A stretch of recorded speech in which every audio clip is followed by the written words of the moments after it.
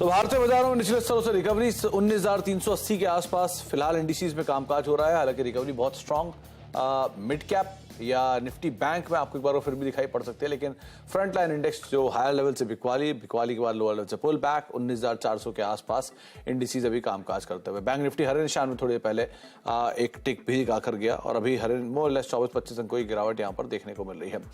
Mid cap index में pressure है, small cap में प्रेशर है, लेकिन जो ब्रॉडर मार्केट्स की स्थिति थोड़ी देर पहले बहुत खराब थी, वहां से अब थोड़ा सा सुधार आया है। तो थोड़ा सुधार इंडिसेस या बाजार में जरूर देखने को मिला, लेकिन फिर भी प्रेशर के साथ ही ब्रॉडर मार्केट्स अभी भी कामकाज कर रहे हैं। 1700-1750 शेयर गिरने वाले हैं, 1190 शेयर बढ़ने वाले हैं। थोड़ी पहले 1000 के आसपास नंबर था, तो स्लाइटली यहां पर अपटिक्स आते हुए दिखाई पड़े हैं। मानस जायसवाल हमारे साथ मौजूद भी है बातचीत करने के लिए लखनऊ से। मानस जी नमस्कार, स्वागत है कार्यक्रम में। मार्केट्स में जो आज बिकवाली थी थोड़ी वापस पुल बैक आया, थैंक्स टू रिलायंस, जिसके दम पर बाजार में पुल बैक आया, लेकिन आप कैसे रीड कर रहे हो मार्केट्स को, अभी क्या करना चाहिए? नमस्कार सुमित भाई। तो देखिए, कंसोलिडेशन है यहाँ पर, अभी भी कोई भी ट्रेंड रिवर्सल देखने को नहीं मिला है और मेरा समझना है कि जब तक 19,300 के ऊपर निफ्टी ट्रेड करता रहेगा तब तक आप अपनी लॉन्ग पोजीशन में बने रह सकते हैं। कंसोलिडेशन है, इसलिए आप फ्रेश खरीदारी की राय नहीं रहेगी। फ्रेश खरीदारी करेंगे 19,425 के ऊपर। 425 के ऊपर अगर निफ्टी सस्टेन करेगा तब खरीदारी करेंगे। 100 रुपए नीचे आपको स्टॉप लॉस उस केस में लगाना है, क्योंकि जो नेक्स्ट टारगेट है निफ्टी का वो 19,650 से लेकर 19,700 की रेंज में आता है। तो ट्रेंड तो बहुत पॉजिटिव बना हुआ है, तो अपनी लॉन्ग पोजीशन में बने रहे। फिलहाल के लिए आज की इंट्राडे सेशन की बात करें तो ये स्टॉक स्पेसिफिक मार्केट है, तो जहां आपको स्टॉक स्पेसिफिक मूव्स मिले वहां पर ट्रेड करें। इंडेक्स में फिलहाल के लिए थोड़ा वेट करें। है क्या मानस जो आपके जहन में अभी?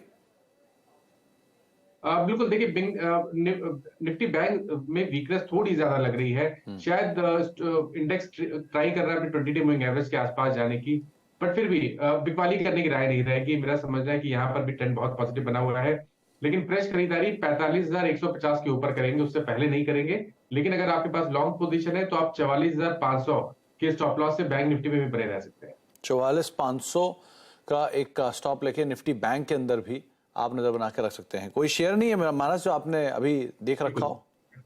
बिल्कुल, जैसे मैंने पहले बोला कि ये स्टॉक स्पेसिफिक मार्केट है, तो दो स्टॉक मेरी नजर में है। हाँ। सबसे पहले तो देखिए भारतीय एयरटेल पे ध्यान रखिए, ये एक फ्रेश ब्रेकआउट है। 7 दिनों का कंसोलिडेशन देखने को मिला और भारतीय एयरटेल ने आज फिर से एक फ्रेश ब्रेकआउट चार्ट पे दिया है। 885 के लेवल्स को ब्रीच किया है, तो करंट लेवल्स पे भारतीय एयरटेल में आप खरीदारी कर सकते हैं। स्टॉप लॉसेस 874 के नीचे रहेंगे, लेकिन टारगेट बड़े हैं। 920 रुपए तक के टारगेट आपको भारतीय एयरटेल में देखने को मिल सकते हैं। दूसरा स्टॉक मेटल क्षेत्र से है और वो भी लार्ज कैप से है। टाटा स्टील में खरीदारी करने की राय रहेगी। स्टॉक ने 20 डे मूविंग एवरेज पे सपोर्ट लिया, वी शेप रिकवरी में एक फ्रेश ब्रेकआउट देखने को मिला है, तो टाटा स्टील में भी खरीदारी करने की राय रहेगी। 112 रुपए 90 पैसे के स्टॉप लॉस से आप टाटा स्टील में खरीदारी कर सकते हैं। 118 रुपए 50 पैसे के टारगेट से।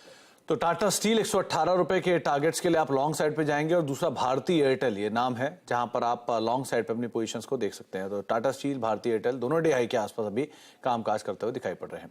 एक खबर एक्सक्लूसिवली ब्रेकिंग न्यूज के जरिए आप देख भी रहे हैं कि जो आईबीसी में रियल्टी सेक्टर के नियम है उसको लेकर संशोधन की बातचीत हो रही है, और आईबीसी में जो सिचुएशंस हैं इसको लेकर बैंक थोड़े से चिंतित हैं, क्योंकि जो नए नियम हैं उसमें फेरबदल से बैंकों को थोड़ी सी इश्यूज आ सकती है। पूरी डिटेल पहले आलोक से लेते हैं, फिर उसके ऊपर टिप्पणी भी लेंगे। तो आलोक, क्या है पूरा खबर, क्या है आपके पास? बिल्कुल, देखिए जो दिवालिया कानून है उसके तहत रियल एस्टेट सेक्टर को राहत देने के लिए जो सरकार आईबीसी कानून में बदलाव लाने की कोशिश कर रही थी, उसे लेकर बैंकों ने चिंता जताई है। बैंकों ने कहा है कि जो प्रोजेक्ट वाइज इंसॉल्वेंसी या आईबीसी कानून लागू करना बिल्कुल ठीक नहीं रहेगा, ये ब्लैंकेट कानून ठीक नहीं है। इससे कह सकते हैं कि बैंकों की जो रिकवरी प्रोसेस चल रहा है या फिर जो आईबीसी के तहत कार्रवाई चल रही है वो प्रक्रिया धीमी पड़ जाएगी और साथ ही साथ रिकवरी भी कम हो जाएगी।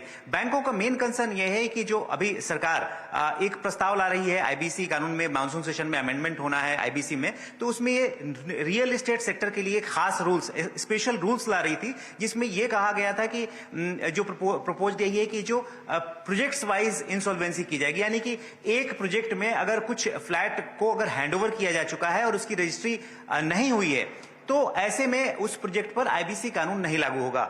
इसके अलावा जो कुछ प्रोजेक्ट्स जिन पर जो हैंडओवर किए जा चुके हैं, तो इस तरह से कोशिश सरकार ये करी थी कि एक पूरे प्रोजेक्ट में कुछ टावर्स या कुछ प्रोजेक्ट्स को अलग करके देखा जा सकता है, उसको अलग किया जा सकता है। इससे एक पूरे ओवरऑल जो रियल एस्टेट कंपनी है उस पर प्रभाव कम पड़ेगा।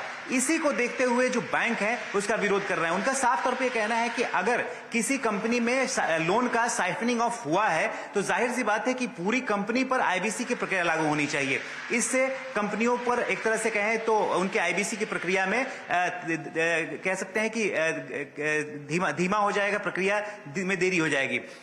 ये पूरा एक बैंकों की तरफ से प्रपोजल बना के सरकार की तरफ से दिया गया है और सरकार ने कहा है कि जब आईबीसी के तहत रूल्स बनाएंगे रियल एस्टेट सेक्टर को लेकर उस पर विचार किया जाएगा। तो आलोक, एक बात बताएं, आपने जो प्रोसेस में डिले की बातचीत जताई है, जो बैंक भी कंसर्न मान रहे हैं, तो इसमें प्रोजेक्ट्स का जो विवरण है वो कैसा है? क्या नए प्रोजेक्ट्स के ऊपर भी ये लागू होगा या सिर्फ पुराने प्रोजेक्ट्स के ऊपर भी लागू होगा? क्योंकि एनसीएलटी में नए प्रोजेक्ट्स तो जाएंगे नहीं, तो कौन से प्रोजेक्ट्स के अंदर शामिल होंगे? नहीं, मैं बिल्कुल यहां पे साफ कर देना चाहता हूं, ये पुराने प्रोजेक्ट्स पे लागू नहीं। अगर नए कोई भी प्रोजेक्ट्स अगर एनसीएलटी में जाते हैं या उनको एनसीएलटी में लाने की कोशिश की जा रही है तो वहां पर प्रोजेक्ट्स वाइज सेग्रीगेशन करने का प्रस्ताव नए रूल्स में, रियल एस्टेट सेक्टर से जुड़े हुए जो नए रूल्स आईबीसी के तहत सरकार लाने जा रही थी उसमें इस बात को लेकर प्रस्ताव था और इसी को लेकर बैंक विरोध कर रहे हैं। तो पुराने प्रोजेक्ट्स पर यह लागू नहीं होगा, नए प्रोजेक्ट्स पर ही लागू होगा। ये इसमें क्लैरिटी है। ओके, तो क्लैरिटी ये है कि ये नए प्रोजेक्ट्स के ऊपर लागू होगा, पुराने प्रोजेक्ट्स के ऊपर लागू नहीं होगा। बहुत बहुत शुक्रिया आलोक, ये खबर हम तक समझाने के लिए, हमें बताने के लिए। तो कुछ फेरबदल जो आईबीसी में रियल एस्टेट कंपनीज हैं उनके लिए आने की बातचीत है, जिसको अब बैंक जो है वो विरोध कर रहे हैं।